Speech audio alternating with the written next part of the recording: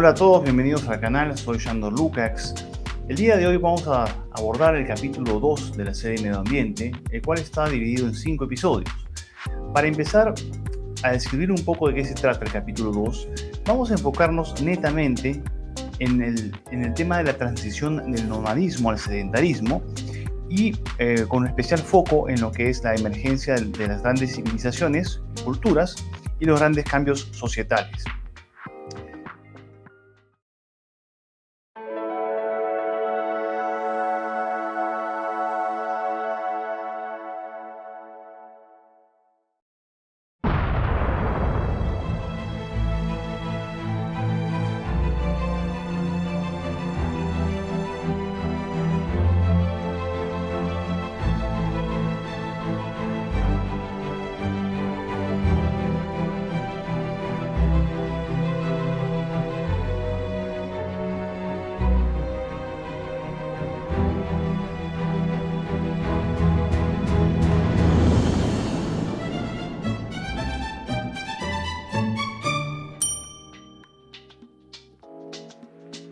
La idea de este capítulo en general es abarcar justamente cómo emergen las grandes culturas y las grandes civilizaciones mediante un desarrollo agrícola muy importante que ocurre durante la fase siguiente a lo que es el Paleolítico.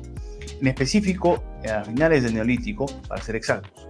Y si nos situamos un poco en el tiempo para darle una dimensión mucho más estructural al tema, vamos a entender que en este primer episodio vamos a abordar la expansión de la población humana y el surgimiento agrícola, dónde, cuándo y cómo nace la agricultura y cuáles son las implicancias en general. Pero para ello primero tenemos que situarnos claramente en la línea de tiempo, algo que siempre resalto y siempre recomiendo, porque cada hito histórico, cada acontecimiento representa una forma de entender procesos que se han dado en la humanidad y que nos dan luces para poder comprender con mucho mejor capacidad qué ocurrió y por qué ocurrieron las cosas. Entonces vamos a situarnos en lo que es del Neolítico a la Edad de los Metales, es decir, entre el 200.000 y el 3000 a.C. Aquí, como siempre manifiesto, los tiempos son siempre relativos porque claramente no hay una especificación puntual de que en cierto año ocurrió. Sin embargo, por análisis paleontológicos o por trazas de carbono 14 se puede identificar la antigüedad de ciertos artefactos, de ciertos restos humanos o animales, y pues existe este entendimiento que luego se genera con análisis científicos pertinentes. Dicho eso, entonces vamos a comenzar situándonos un poco en el contexto. El ser humano, cuando inició su transición del nomadismo al sedentarismo, pasó por varias etapas.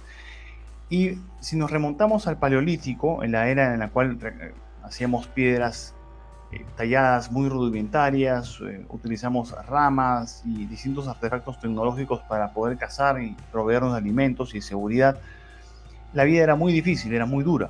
Si tenías 5 años, eras muy afortunado. Si tenías 20 años, ya eras un hombre adulto. Y si llegabas a los 40, probablemente haya sido un anciano.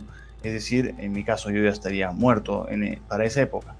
Y bueno, dentro de lo que es esta perspectiva, con el pasar del tiempo comenzamos a explorar otros continentes y otras zonas geográficas.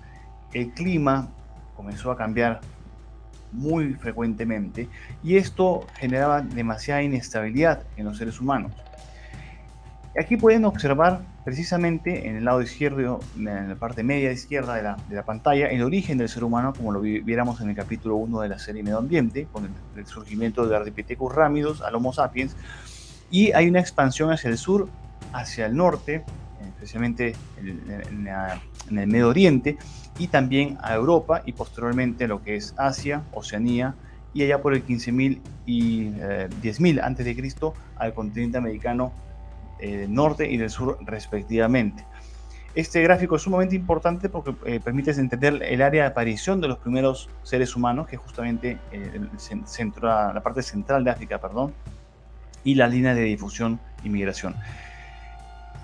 Y en esencia, los grupos gregarios de 20 a 50 individuos, dependiendo del tipo de estructura social que hubiera en determinadas zonas geográficas, básicamente cazaban, recolectaban frutos, seguían un poco la rutina paleolítica y durante el Neolítico perfeccionaron las herramientas, especialmente las herramientas de piedra, las flechas, los arcos, y se comenzó a cazar con mucho más frecuencia.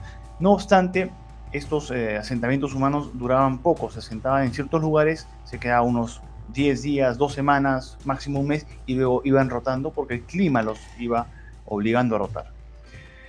Pero cuando llega la revolución agrícola, todo cambia. Todo cambia y vamos a elaborar mucho en ese tema a continuación. Pero primero hay que entender de la revolución agrícola qué significa agricultura, qué es agricultura. La agricultura proviene del latín ager o agri, que es campo, y cultura, que es cultivo. Y según la RAE es básicamente la elaboración o el trabajo de labranza de la tierra. Entonces, ¿qué es revolución? Una revolución es un cambio profundo, generalmente violento. Violento en dos acepciones, en la acepción de daño, de causar daño, o en la acepción de algo repentino o brusco. En el caso de la revolución agrícola fue repentino y brusco, en el caso de la revolución francesa fue violento y también, bueno, brusco porque se dio de una manera muy rápida también. En las estructuras políticas y socioeconómicas de una comunidad nacional o internacional, en este caso. Entonces, regresamos a este mapa, fíjense en las zonas de origen, donde llegaron los primeros seres humanos, y fíjense ahora dónde estuvieron los primeros asentamientos agrícolas de las antiguas civilizaciones. Este cuadro es sumamente importante, este gráfico, porque nos permite identificar a las culturas específicamente que surgieron en el continente americano, en lo que es Asia y lo que es el continente africano, y bueno, el Medio Oriente, con culturas que tuvieron un desarrollo agrícola muy importante, y luego devinieron en civilizaciones de una potente influencia a nivel no solo regional, sino a nivel global. Con esta expansión agrícola es que del Paleolítico, que antes era una fase de exploración, que era una fase de entendimiento, de reducción de la incertidumbre que vivió el ser humano a través de la exploración, el descarte, la prueba, el error, el ensayo, en el Neolítico ya hay una tecnología más avanzada, hay una domesticación de los animales, hay un dominio agrícola. En otras palabras, se logra obtener un beneficio de la naturaleza, la cual es adaptada a nuestros intereses y nuestra capacidad adaptativa para luego utilizarla y así comenzar nuestro camino hacia esta relación compleja que tenemos con la naturaleza en el ámbito de la supervivencia, que es donde todos nos encontramos a diario. Ahora, ¿qué implicancias tuvo convertirnos o devenir sedentarios? La implicancia inicial, o la más relevante, por así decirlo, fue este entendimiento del concepto de causa-efecto. Probablemente por proceso de observación se tiró una semilla, se observó que esta semilla con un poco de agua germinaba y esa planta que germinaba se convertía en un árbol que al final daba frutos que permitían proveer de alimento y así reducir la incertidumbre. Lo interesante es que el ser humano con esto desarrolla una visión temporal y una visión abstracta, es decir, se proyecta hacia el futuro. Y esto es quizá algo que no se habla mucho cuando conversamos sobre el tema de la revolución agrícola, esta proyección al futuro, esta idea de cosechar, de sembrar, cosechar, almacenar y luego en otra instancia comenzamos a refinar, a darle valor agregado a estos productos, y esto es lo que permite y facilita nuestra supervivencia como especie porque nos garantiza una fuente de alimento continua y una fuente de alimento seguro, seleccionado por nosotros mismos. La segunda implicancia fue que esencialmente hubo un proceso de idas y retrocesos, como repetí anteriormente. Este proceso de asentamiento, de ser sedentarios, no se dio de la noche a la mañana. Tuvo varias fases de idas y retrocesos. Nos asentábamos una semana en un sitio, un mes, 2 meses, pero no echábamos raíces como generalmente se dice. También tuvo implicancias muy poderosas la agricultura, porque fue la agricultura la que nos hizo esencialmente sedentarios. Para aquellos que trabajan la tierra, para aquellos que tienen el entendimiento de cómo se labra la tierra, seguramente van a coincidir conmigo que es un trabajo muy pesado, es un trabajo muy riguroso, que requiere mucho tiempo, mucha mano de obra, eh, mucha precisión también, calculando los tiempos, cuándo viene la temporada de lluvia, qué tipo de semillas se utiliza, en fin, es una actividad muy compleja. Entonces, cuando nosotros desarrollamos esta capacidad agrícola, fue el momento que también nos anclamos y nos volvimos sedentarios. ¿Por qué? Las plantas necesitan agua y las fuentes de agua son los ríos. Y siempre las grandes capitales de las grandes civilizaciones están cerca de los ríos, porque ahí tienen agricultura y la agricultura permite el crecimiento poblacional y el desarrollo. Es por esta razón que Mesopotamia tuvo una muy importante rol en el desarrollo de la civilización humana, porque es ahí donde se desarrollan las primeras tecnologías agrícolas. Otra implicancia de devenir sedentarios fue precisamente también el tema de cambio climático.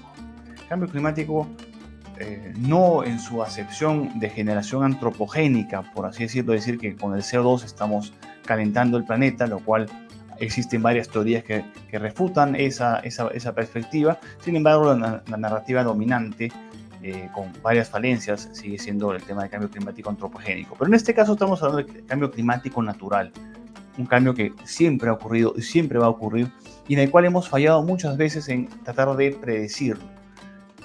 En el caso puntual de este contexto que estamos hablando, el cambio climático se asentó allá por el 10.000, se volvió un poco más estable, y esto permitió justamente la coincidencia de que entre el 13.000 y el 10.000 a.C. surgiera la famosa revolución agrícola. Entonces, situémonos nuevamente en el gráfico de los primeros asentamientos agrícolas del mundo y vean el tipo de productos que se generaban, el tipo de cultivos. Tenemos judías, que son frijoles, porotos, depende de qué país estén ustedes, maíz, calabaza, calabacín. En la área andina tenemos judía, porotos, frijoles, patata, pimiento, calabaza, calabacín. Ya lo que es el área del Medio Oriente, básicamente centeno, trigo y cebada. En la India también, en la parte del Valle del Indo, trigo y cebada. Y en China, mijo y arroz en la zona del sudeste asiático. Y estos son los cultivos que nosotros desarrollamos inicialmente, ¿no?